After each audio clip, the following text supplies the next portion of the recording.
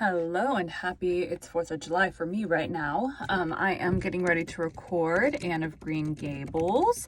I just released today my new podcast logo. It is very similar because I'm having my logo trademarked, so I couldn't stray too far from what it was already. But I had it updated to look a little bit more polished and professional. So my husband drew my logo, which I love and was exactly what I wanted. But then we had to essentially hand draw over he drew it in colored pencils, and which is fine. And it looked great for colored pencils, but I needed something a little more. I've been using it. So we digitally layered to get the version that has been out. But I I'd had a few designers message me on different platforms saying hey, I can, do a new logo for you. Well, I'm like, I can't do a new logo because trademark, but as long as I stay relatively close, it should be safe. I mean, oops. So it's very, very similar to what I had before. The book, the person, they just look more polished and clean. And so, yeah, so that is now my logo that I'll be using on things. I'm not going back and updating episodes because time consuming and I have other things to do, but going forward, they will all have the new logo. So, speaking of which, I need to update the YouTube cover art that shows up down in the corner. I need to update that. Actually, I think it's over there corner wise, but anyways, so we're going to do episode or chapter 21 of Anne of Green Gables, and then I'll do 22 immediately following. I am all warmed up. Let me get a drink of tea. All warmed up and ready to go. That is not very warm tea today. It's 10 o'clock and it's 4th of July, so I'm off from the day job. So I'm just getting a late start. It's 10. I usually start around 7:30 or 8. Bonus, my voice is more awake. Okay. Chapter 21. A new departure in Flavorings. Dear me. Hold on. That is a talking. There's just not a quote at the beginning. Chapter 21. A new departure in Flavorings. Dear me, there's nothing but meetings and partings in this world, as Mrs. Lynde says, remarked Anne plaintively, putting her slate and books down on the kitchen table on the last day of June, and wiping her eyes with a very damp handkerchief. Wasn't it fortunate, Marilla, that I took an extra handkerchief to school today? I had a presentiment that it would be needed. I don't know what just happened. There was a bang outside the door. Oh, we are not playing loud. Why not? Because it's all going to the 2i2, which is my preamp. I don't know why it does that sometimes. Not sure. But it does, and then I have to fix it. Let's try this now. Needed. I never thought you were so fond of Mr. Phillips that you'd require 2 handkerchiefs to dry your tears just because he was going away, said Marilla. I don't think I was crying because I was really so very fond of him, reflected Anne. I just cried because all the others did. It was Ruby Gillis started it. Ruby Gillis has always declared she hated Mr. Phillips, but just as soon as he got up to make his farewell speech, she burst into tears. Then all the girls began to cry one after the other. I tried to hold out, Marilla. I tried to remember the time Mr. Phillips made me sit with a boy, and the time he spelled my name without an E on the blackboard, and how he said I was the worst dunce he ever saw at geometry and laughed at my spelling, and all the times he had been so horrid and sarcastic. But somehow I couldn't, Marilla, and I just had to cry too. Jane Andrews has been talking for a month about how glad she'd be when Mr. Phillips went away, and she declared she'd never shed a tear. Well, she was worse than any of us and had to borrow a handkerchief from her brother. Of course, the boys didn't cry because she hadn't brought one of her own, not expecting to need it. Oh, Marilla, it was heartrending. Mr. Phillips made such a beautiful farewell speech beginning. The time has come for us to part. It was very affecting. And he had tears in his eyes too, Marilla. I felt dreadfully sorry and remorseful for all the times I'd talked in school and drawn pictures of him on my slate, and made fun of him and Prissy. I can tell you, I wished I'd been a model pupil like Minnie Andrews. She hadn't anything on her conscience. The girls cried all the way home from school.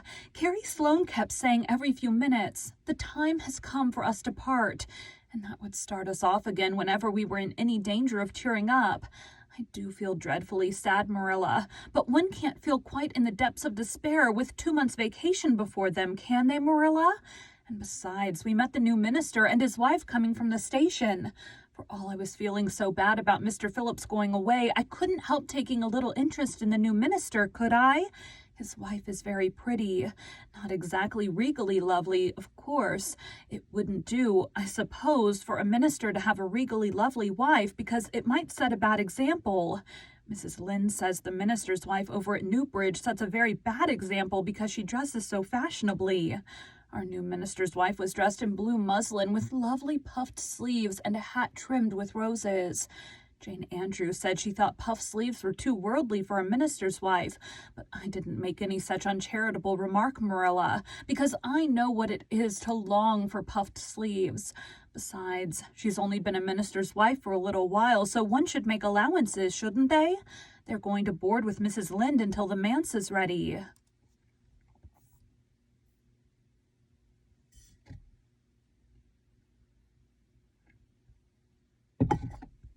Is ready. If Marilla, in going down to Mrs. Lynde's that evening, was actuated by any motive save her avowed one of returning the quilting frame she had borrowed the preceding winter, it was an amiable weakness shared by most of the Avonlea people.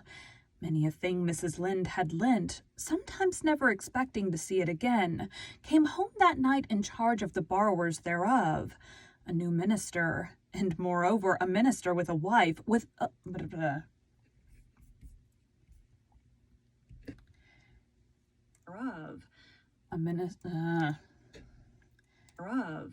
A new minister, and moreover a minister with a wife, was a lawful object of curiosity in a quiet little country settlement where sensations were few and far between.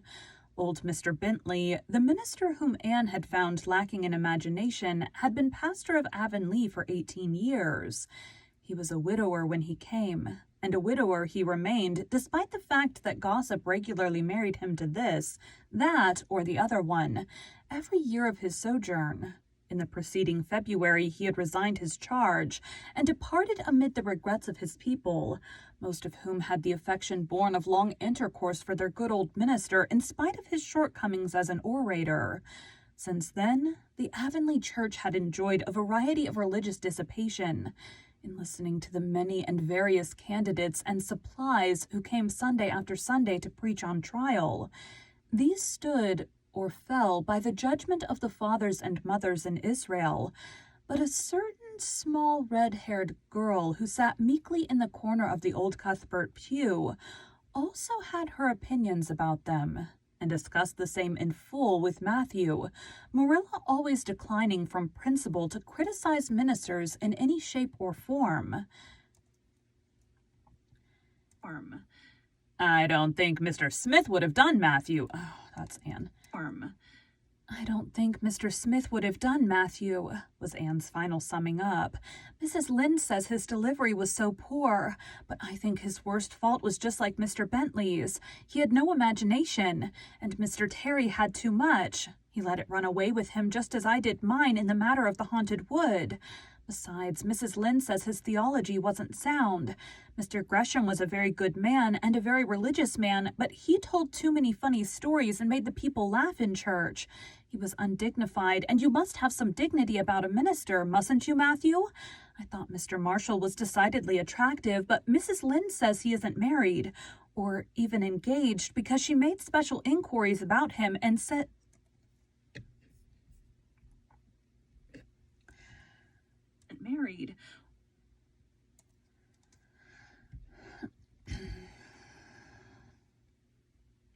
married or even engaged, because she made special inquiries about him, and she says it would never do to have a young unmarried minister in Avonlea, because he might marry in the congregation and that would make trouble. Mrs. Lynde is a very far-seeing woman, isn't she, Matthew? I'm very glad they've called Mr. Allen. I liked him because his sermon was interesting and he prayed as if he meant it and not just as if he did it because he was in the habit of it. Mrs. Lynde says he isn't perfect, but she says she supposes we couldn't expect a perfect minister for $750 a year. And anyhow, his theology is sound. That came out weird. Of it.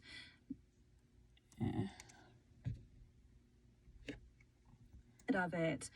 Mrs. Lynde says he isn't perfect, but she says she supposes we couldn't expect a perfect minister for $750 a year. And anyhow, his theology is sound because she questioned him thoroughly on all the points of doctrine. And she knows his wife's people, and they are most respectable, and the women are all good housekeepers. Mrs. Lynde says that sound doctrine in the man and good housekeeping Mrs. Lynde says that sound doctrine in the man and good housekeeping in the woman make an ideal combination for a minister's family.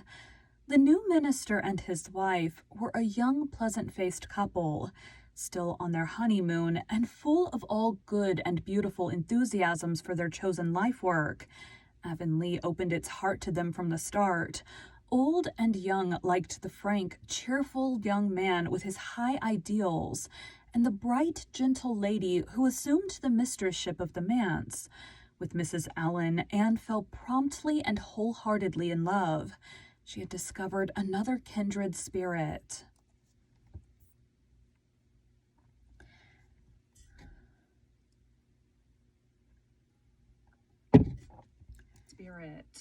Mrs. Allen is perfectly lovely, she announced one Sunday afternoon. She's taken our class, and she's a splendid teacher. She said right away she didn't think it was fair for the teacher to ask all the questions. And you know, Marilla, that is exactly what I've always thought. She said we could ask her any questions we liked, and I asked ever so many. I am good at asking questions, Marilla. I believe you, was Marilla's emphatic comment. Nobody else asked any except Ruby Gillis, and she asked if there was to be a Sunday school picnic this summer.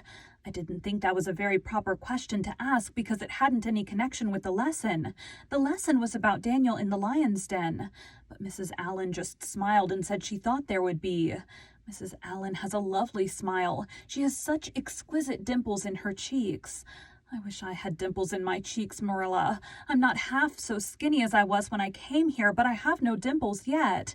If I had, perhaps I could influence people for good. Mrs. Allen says we ought always to try to influence other people for good. She talks so nice about everything. I never knew before that religion was such a cheerful thing. I always thought it was kind of melancholy, but Mrs. Allen's isn't. And I'd like to be a Christian if I could be one like her.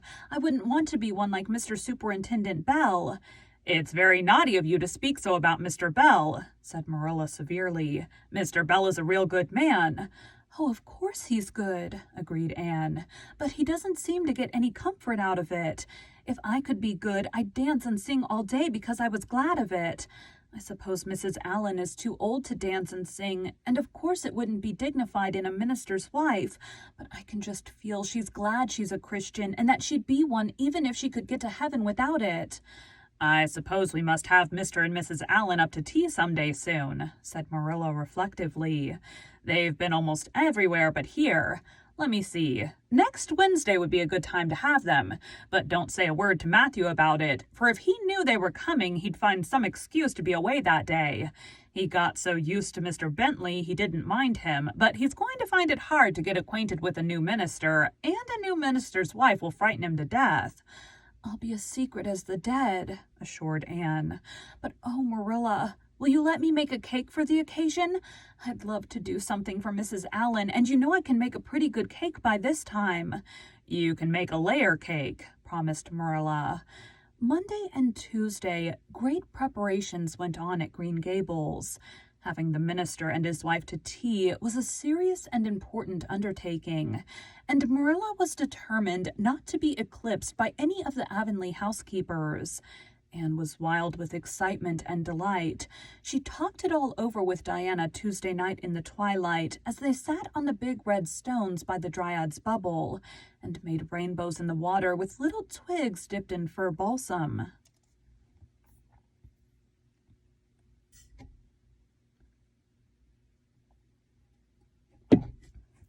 balsam. Everything is ready, Diana, except my cake, which I'm to make in the morning, and the baking powder biscuits, which Marilla will make just before tea time. I assure you, Diana, that Marilla and I have had a busy 2 days of it. It's such a responsibility having a minister's family to tea. I never went through such an experience before. You should just see our pantry. It's a sight to behold. We're going to have jellied chicken and cold tongue. We're to have 2 kinds of jelly, red and yellow, and whipped cream and lemon pie and cherry pie, and 3 kinds of cookies, a fruit cake, and Marilla's famous yellow plum preserves that she keeps especially for ministers, and pound cake and layer cake and biscuits as aforesaid, and new bread and old both in case the minister is dyspeptic and can't eat new. Mrs. Lynde says ministers are dyspeptic, but I don't think Mr. Allen has been a minister long enough for it to have had a bad effect on him. I just go cold when I think of my layer cake. Oh, Diana, what if it shouldn't be good? I dreamed last night that I was chased all around by a fearful goblin with a big layer cake for a head. It'll be good, all right, assured Diana, who was a very comfortable sort of friend. I'm sure that piece of the one you made that we had for lunch in Idlewild 2 weeks ago was perfectly elegant. Yes, but cakes have such a terrible habit of turning out bad just when you especially want them to be good, sighed Anne. Them to be good, sighed Anne, setting a particularly well-balsamed them to be good, sighed Anne, setting a particularly well-balsamed twig afloat. However, I suppose I shall just have to trust to Providence and be careful to put in the flour. Oh, look, Diana, what a lovely rainbow. Do you suppose the dryad will come out after we go away and take it for a scarf? You know there's no such thing as a dryad, said Diana. Diana's mother had found out about the haunted wood and had been decidedly angry over it. As a result, Diana had abstained from any further imitative flights of imagination and did not think it prudent to cultivate a spirit of belief even in harmless dryads. But it's so easy to imagine there is, said Anne. Every night before I go to bed, I look out of my window and wonder if the dryad is really sitting here, combing her locks with the spring for a mirror. Sometimes I look for her footprints in the dew in the morning. Oh, Diana, don't give up your faith in the dryad. Wednesday morning came. Anne got up at sunrise because she was too excited to sleep. She had caught a severe cold in the head by reason of her dabbling in the spring on the preceding evening, but nothing short of absolute pneumonia could have quenched her interest in culinary matters that morning.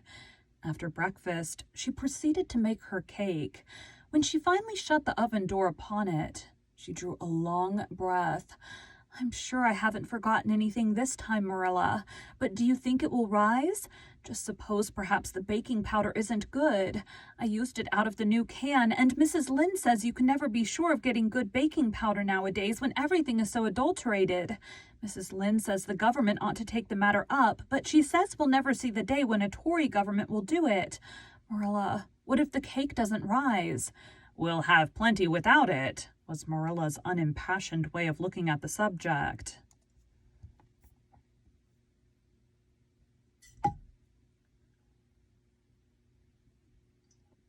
I keep dripping tea. I'm not entirely sure how it happens, but I've done it a bunch of times in the last couple weeks. Subject. The cake did rise, however, and came out of the oven as light and feathery as golden foam. Anne, flushed with delight, clasped it together with layers of ruby jelly, and, in imagination, saw Mrs. Allen eating it and possibly asking for another piece. You'll be using the best tea set, of course, Marilla, she said. Can I fix the table with ferns and wild roses? I think that's all nonsense, sniffed Marilla. In my opinion, it's the eatables that matter and not flummery decorations. Mrs. Barry had her table that's talking. Mrs. Barry had her table decorated, said Anne, who was not entirely guiltless of the wisdom of the serpent, and the minister paid her an elegant compliment. He said it was a feast for the eye as well as the palate. Well, do as you like, said Marilla, who was quite determined not to be surpassed by Mrs. Barry or anybody else. Only mind you, leave enough room for the dishes and the food. Anne laid herself out to decorate in a manner and after a fashion that should leave Mrs. Barry's nowhere. Having abundance of roses and ferns and a very artistic taste of her own, she made that tea table such a thing of beauty that when the minister and his wife sat down to it, they exclaimed in chorus over its loveliness. "It's Anne's doings," said Marilla, grimly just, and Anne felt that Mrs. Allen's approving smile was almost too much happiness for this world. Matthew was there, having been inveigled into the party only goodness and Anne knew how. He had been in such a state of shyness and nervousness that Marilla had given him up in despair. But Anne took him in hand so successfully that he now sat at the table in his best clothes and white collar.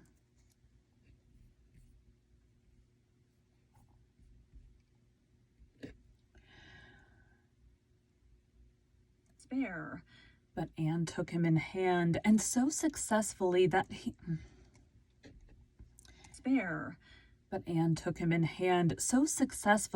now sat at the table in his best clothes and white collar and talked to the minister not uninterestingly.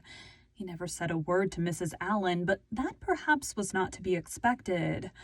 All went merry as a marriage bell until Anne's layer cake was passed. Mrs. Allen, having already been helping to a bewildering variety, declined it.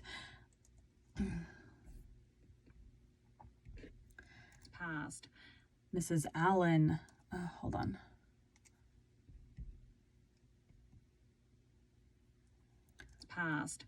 Mrs. Allen, having already been helped to a bewildering variety, declined it. But Marilla, seeing the disappointment on Anne's face, said smilingly, "Oh, you must take a piece of this, Mrs. Allen. Anne made it on purpose for you." "In that case, I must sample it," laughed Mrs. Allen, helping herself to I don't like that voice. "For you." "In that case, I must sample it," laughed Mrs. Allen, helping herself to a plump triangle, as did also the minister and Marilla.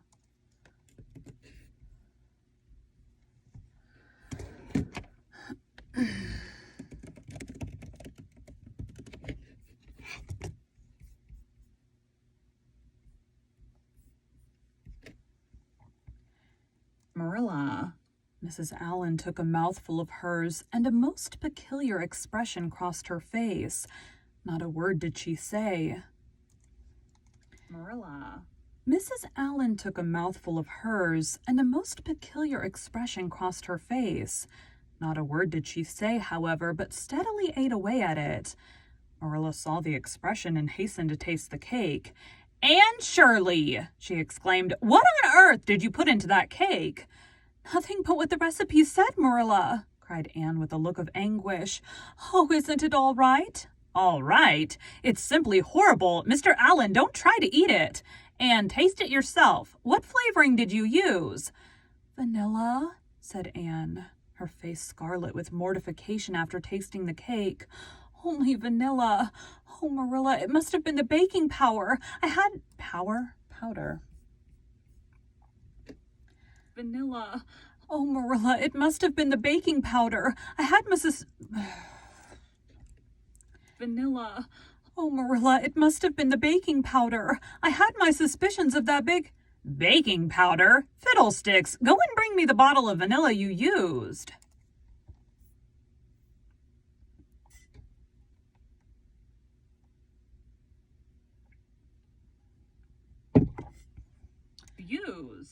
Anne fled to the pantry and returned with a small bottle partially filled with a brown liquid and labeled yellowly, "Best Vanilla." Marilla took it, uncorked it, and smelled it. "Mercy on us, Anne. You flavored that cake with anodyne liniment. I broke the liniment bottle last week and poured what was left into an old empty vanilla bottle. I suppose it's partly my fault. I should have warned you, but for pity's sake, why couldn't you have smelled it?" Anne dissolved into tears under this double disgrace. "I couldn't. I had such a cold." And with this she fairly fled to the gable chamber, where she cast herself on the bed and wept as one who refuses to be comforted. Presently a light step sounded on the stairs, and somebody entered the room. Oh, Marilla, sobbed Anne without looking up. I'm disgraced forever. I shall never be able to live this down. It will get out. Things always do get out in Avonlea. Diana will ask me how my cake turned out, and I shall have to tell her the truth.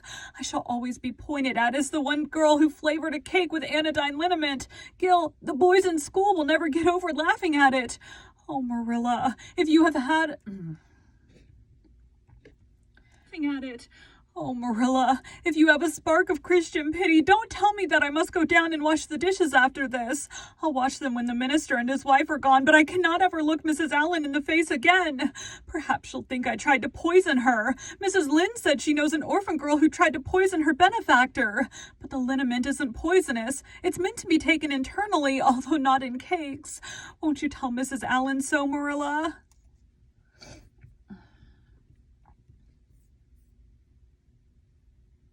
In that case...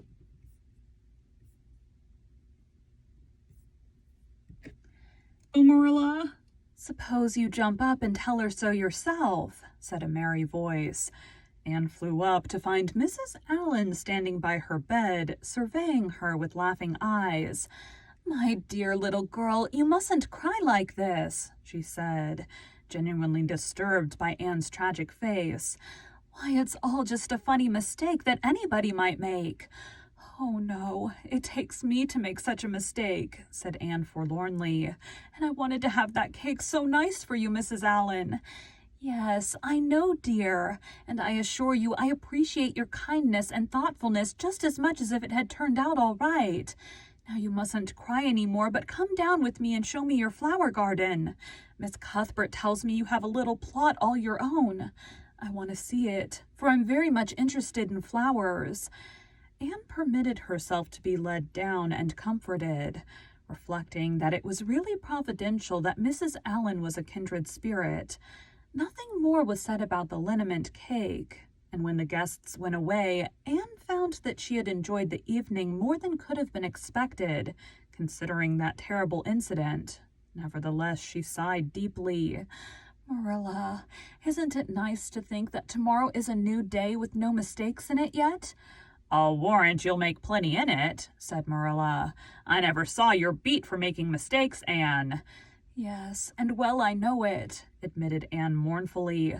But have you ever noticed one encouraging thing about me, Marilla? I never make the same mistake twice. I don't know if that's much benefit when you're always making new ones.